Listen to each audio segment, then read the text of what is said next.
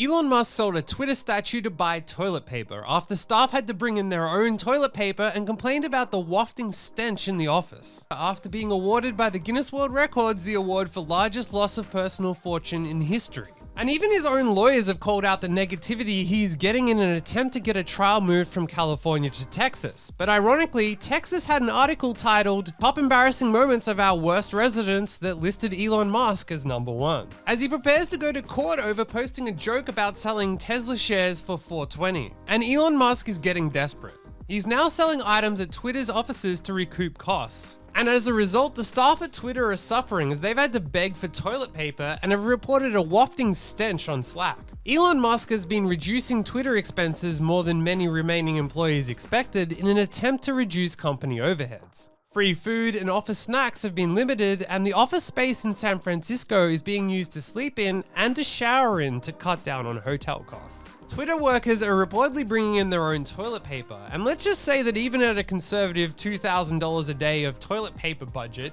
he could make back the $200 billion he lost last year in 1 billion days, or 273,972 years. An obvious way to make some of the money back would be to encourage or find new ways for people to use Twitter. And Elon Musk is doing that by saying maybe we should spend less time on social media. Although he has come up with the idea of selling old account handles via auction. And that's not the only auction. Hundreds of items at Twitter's San Francisco HQ have been sold at auction. A statue of the platform's logo sold for $100,000. A 6-foot planner in the shape of an @ symbol sold for nearly $15,000. A wooden conference table sold for $10,000. And an espresso machine sold for $13,000. Meanwhile, those employees at Twitter who got released had to be told that their severance pay emails were legit and not phishing after many just went to their spam folder. And there seems to be an internal fight back, because Elon had to explain that Twitter's decision to hire a new law firm that he'd previously criticized and boycotted was the result of an employee error.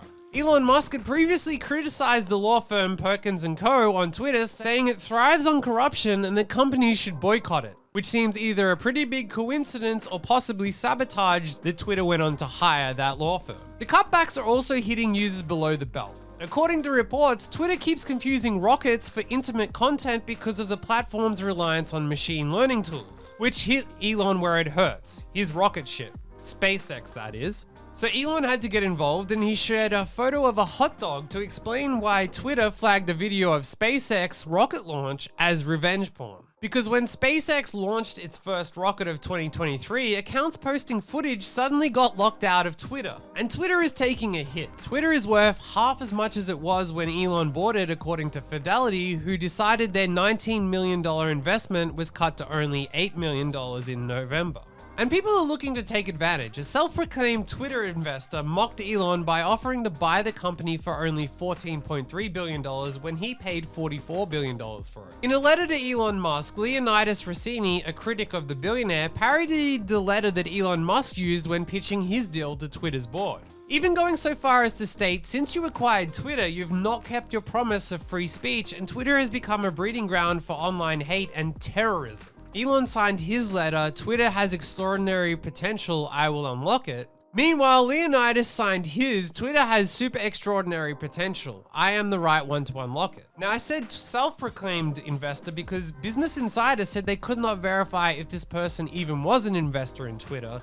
Once again, potentially someone who masterfully got themselves into a story with crazy claims, which keeps happening to Elon Musk and Twitter. And it's not just potential Twitter shareholders. Tesla shareholders are suing as well. And the Tesla shareholder attorneys poked fun at Elon Musk's attempt to move a trial to Texas in a court filing. Elon Musk's lawyer said a trial should not be held in California due to local negativity. And in return, attorneys for the investors mocked this by saying Elon Musk has a knack for attracting negative coverage. Elon Musk's attorneys also requested the trial be delayed if a venue change could not be approved, to allow time for passions that have been inflamed by recent events and biased local media coverage to dissipate. But lawyers for the Tesla shareholders were quick to poke fun at Elon's lawyers' claims that the press coverage was so pervasive and inflammatory that the jurors cannot be believed when they assert they can be impartial. What they refer to as biased coverage is in fact factual reporting about his management of Twitter and has no bearing on the jury's ability to render a fair verdict, attorneys wrote in a response. For better or worse, Musk is a celebrity who garners attention from the media around the globe, the court filing said. His footprint on Twitter alone is partially to blame for that. If negative attention was all that was required to disqualify a jury pool,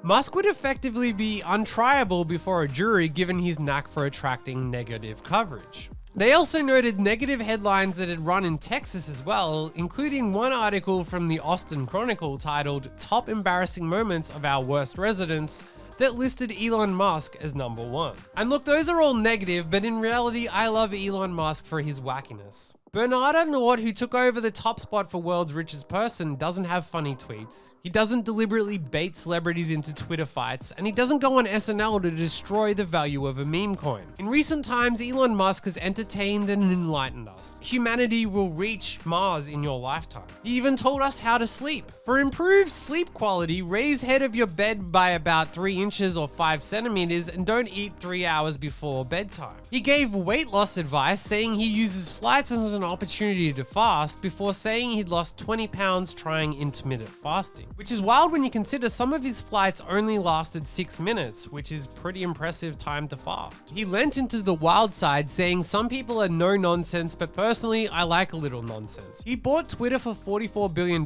which he said would be the first step towards X, the everything app, which started to become real when he also launched his own perfume, saying with a name like mine, getting into the fragrance business was inevitable. Why did I fight it for so long? And then pitched it as a way to fund his purchase of Twitter. Please buy my perfume so I can buy Twitter, and responding seriously to a meme. He brought a sync to Twitter HQ when he took over, explaining comedy is now legal. He also outlined, please note that Twitter will do lots of dumb things in coming months. We will keep what works and change what doesn't. When two people pranked the media about his takeover, he embraced it, tweeting a pic with them, welcoming back Ligma and Johnson, which went full circle as one of them now works at Twitter, which if Elon Musk wants to create waves, he should fire based on a Twitter poll so Ligma Johnson can give a real interview about Michelle Obama's book. He also entertained us with his bedside tables, with a picture of 2 guns, 4 caffeine-free Cokes, and a picture of George Washington, also showing off his affluence with stains from the Cokes, which he apologized for. There is no excuse for my lack of coasters. Then a month later, he replaced the caffeine-free Cokes with the Constitution of the USA, and more importantly, some actual coasters. Elon also put all of this in perspective, justifying the fundamentals of Tesla. And look, the market has also gone down, with 5 billionaires alone losing $378 billion combined, although most of that has been Elon Musk's. The bad news does keep coming for Tesla, who have had to drop the price of their cars. But I genuinely want to know which side of this you fall on, the boring old business fundamental billionaires, or the eccentric billionaires who, for better or worse, will give us entertainment. Because I, for one, genuinely hope Elon Musk keeps up the wackiness and the entertainment value, because boring billionaires like Warren Buffett aren't out here writing wild tweets about aliens and just go about making money. Not giving back through entertainment with either wild conspiracies, unbelievable stories, or spurning meme coins. And if you want to hear more about these wacky stories, make sure to watch one of these videos here.